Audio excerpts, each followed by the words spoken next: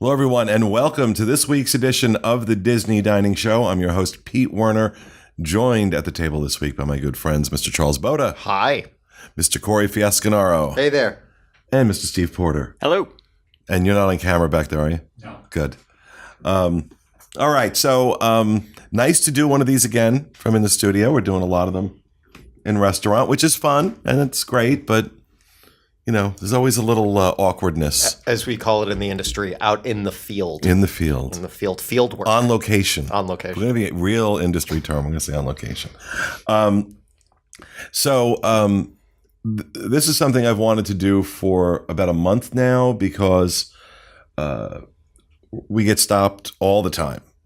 And virtually the question I get asked by everybody is, what are your top 5 restaurants right now? And, you know, we've done, you know, our pick sixes last year. But that was kind of structured around, we're picking from, you know, theme parks and resorts and, you know, decided that let's just talk about our top 5. So we're each going to do our current top 5 because it does change. And mine has changed since the last time that I did this. And most importantly, we're going to be talking about mine today. The rest of them, I don't care, because mine is the correct list. All right. Anyway, all that aside, I'll start with my number 5, Ohana, over at the Polynesian. Dinner. Let me be very specific. Ohana dinner. Very consistent. Very good. And the last 2 times, I know we did a review last year where we were rushed out of there. And other people were complaining about that. I think they heard that complaint because the last 2 times I've been there, it was not like that at all. Okay, because I was prepared to be really surprised by that choice. That's the reason it went up on the list, because I'll tell you, the service we've had, the food really is very, very good. Mm-hmm. It's really good. And that was that's what would have kept it off the list for me. Yeah. But the last 2 times, and that's been recently, that was not a factor. So I think that constant drumbeat of people complaining about it, you know, they listened and they stopped. So I'll give them that. And so, but they make number 5. They just eked their way in to number 5. Yeah, I mean, I'm glad to hear that your last 2 experiences were good, because I remember they only came to our table with meat like twice. Mm-hmm. And the whole advantage of Ohana is you're supposed to have basically endless meat coming. Oh no, the last time I was there, I was like, oh my God, please stop. Okay. Because he was over there with everything constantly.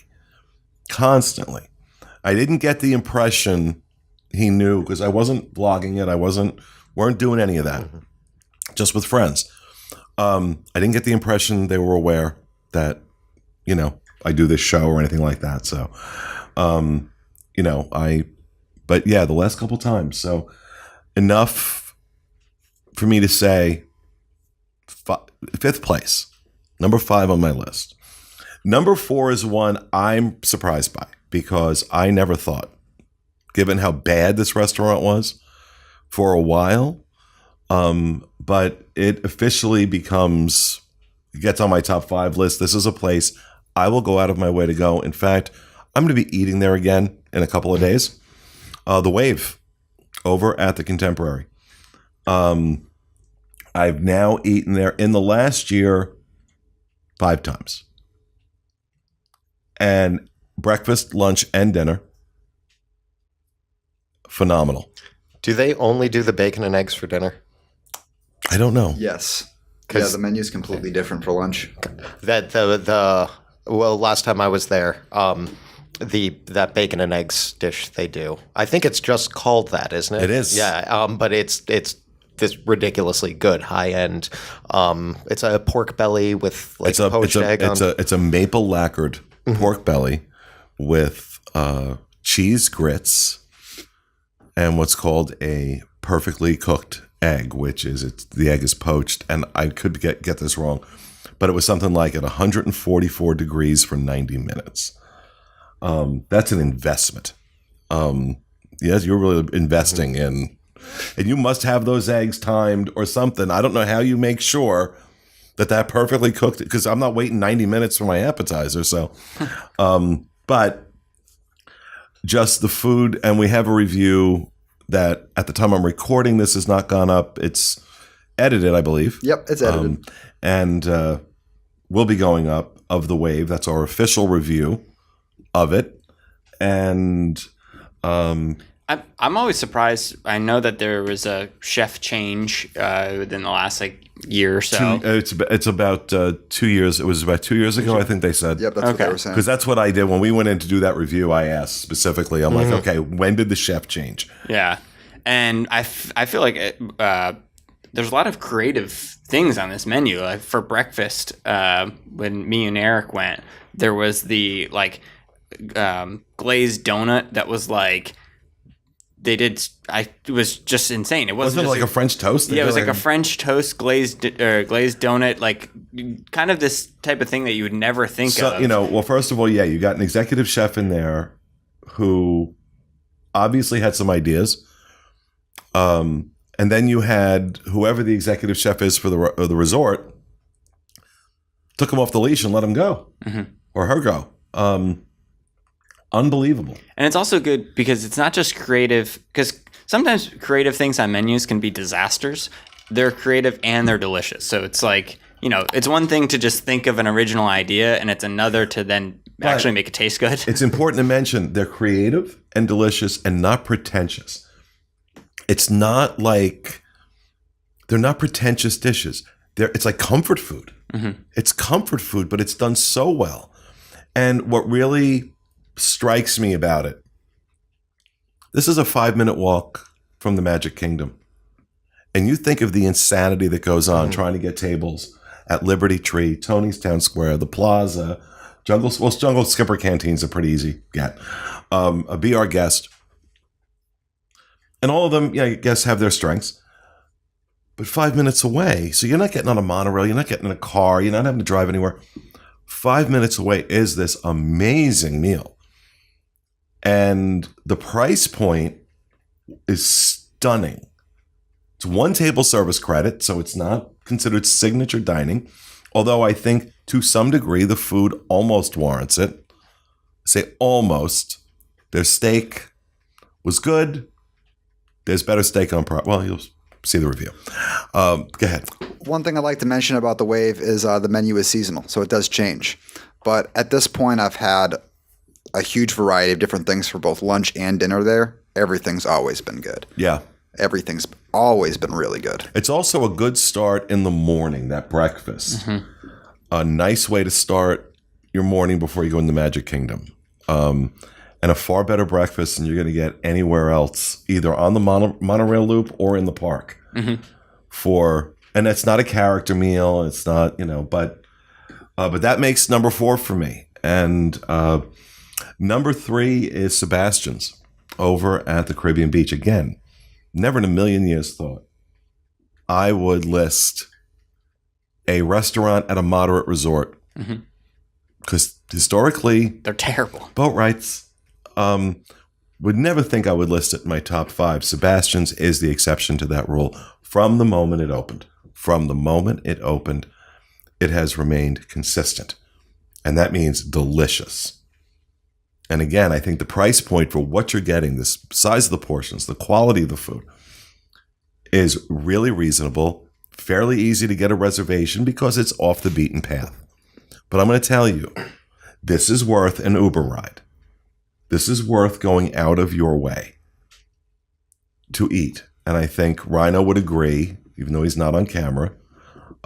He's eaten there several times, and he's been tweeting about it and posting about it that, it's just so darn good. And I would say get your reservation there before the Riviera Hotel opens, because I have a feeling it's going to be a lot harder to get a reservation there once it does. Well, we'll see. We'll see, because Riviera is going to have its own signature restaurant. I'm just thinking the influx of people, if we're praising how great this place is. Could be.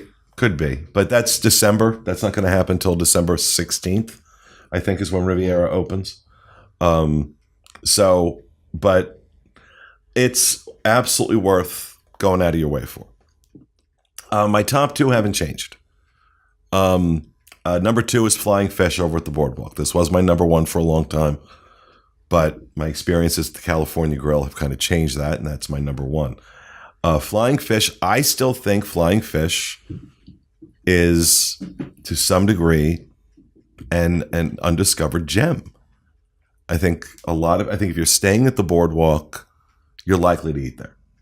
I think some people that listen to the show, I know you guys, I hear it all the time. Hey, took your advice, went to Flying Fish, you were right. Once or twice, people have said it really was kind of disappointing, but generally my experiences have been all very positive every time I've gone. I wonder if the people that are scared to go there think it's all seafood because the name, Flying Fish. Yeah, it could. I think that could work against it because I don't eat seafood at all. Never had a problem. And up until I had the bacon and eggs at the Wave, that was the pork belly to beat over at the Fly. It's still amazing. But I'm sorry, that pork belly at the Wave, I got to give it to that. Wow. I got to give it to that. I'm sorry. I feel bad, but got to be honest. But no, Flying Fish, another one that's really worth going out of, especially if you're looking for a nice, romantic, special meal, and getting into the California Grill is a challenge. Always a challenge if you're not booking it well in advance. Flying Fish, those reservations are readily available. Now, this is a signature restaurant, 2 table service credits, and again, really inspired menu. And even some of the seafood, I've tried some of the seafood on this menu and liked it. So that says a lot. But number one, California Grill. It still remains my number one. And it shouldn't be, right?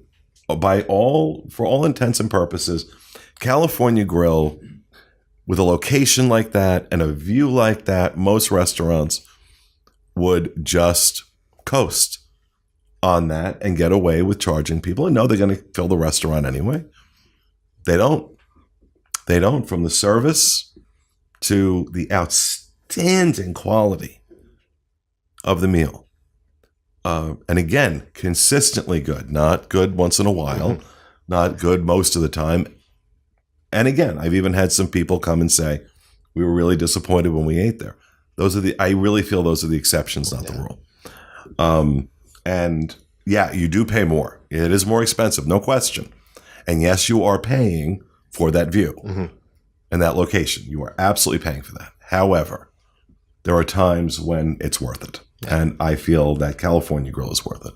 Yeah, I think one of there are a couple things that differentiate your first from your second. Flying Fish is great.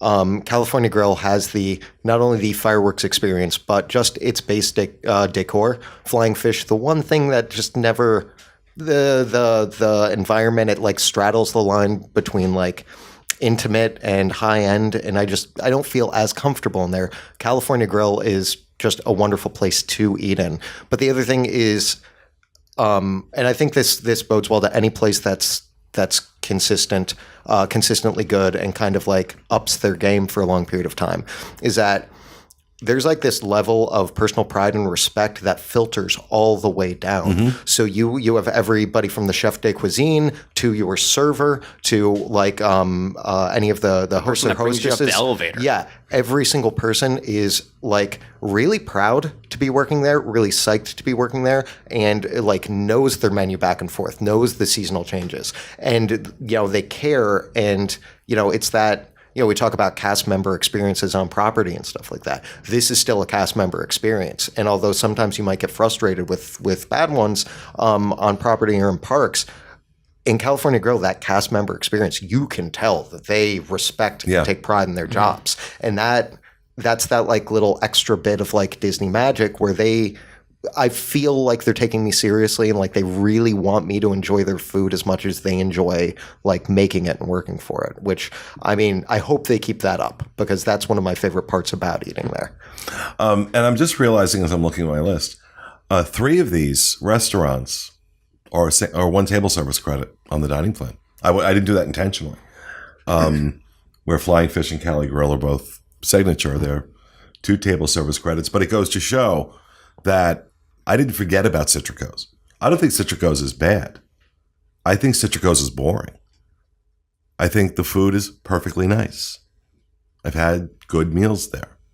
Service is good. There's nothing about it that wows me. There's nothing about it when I walk out that says, oh, I need to go back there. Citrico's is what I book when I can't get something else I want. I know I'll get a good meal, but it doesn't wow me. And that always is, well, I think the Grand Floridian has always been challenged where restaurants are concerned. The Grand Floridian Cafe is a bus wreck, always has been. And Narcoossee's is, again, I'm not a fan. It reminds me of 1998 Narcoossee's. Just the overall theming and just, I don't know. Yeah, there's a disconnect somewhere in the food and beverage at Grand Floridian, where you have the Contemporary now with two of the restaurants on my list here in the Contemporary. One's in the Poly. There are none in the Grand Floridian. Wait, so you were saying that 2 of them, or 3 of them are one? I didn't know that Ohana was only 1 table service. Isn't it? Let you continue the discussion. I'm almost positive. I thought it was, but yeah, it's not signature. Okay. It's not a signature. I mean, I could be wrong. I just always thought that for some reason. No, I'm almost positive it's 1 table service credit, but now. Well, while you're looking But at I'm actually going to give an honorable mention here. I have an honorable mention. Yeah, it's only 1. You're right. Yeah. Don't ever question me. now you don't get your own video. Yeah, really. I am going to give an honorable mention. A couple of meals lately, just by happenstance. I've been trying to avoid this place because I've had some bad experiences at Kona Cafe over at the Poly. And I was there for lunch last week. And I didn't ask if there was a new chef, but I could almost tell. There's a new menu. And that which probably means a new chef. Because that's usually what the chefs do when they come in. They're like, okay, we're going to change everything. I was impressed. Not enough to put it on my list. I have to go back more. I've got to try breakfast. I got to try dinner again. But last couple times I was there, I was like, okay. But doesn't make the list yet. But yeah, those are my picks for my 5 top restaurants right now on Disney property. Ohana, The Wave, Sebastian's over at the Caribbean Beach, Flying Fish at the Boardwalk, California Grill at the Contemporary. So that will do it for this episode of the Disney Dining Show. We hope you enjoyed it, and we'll see you again next week.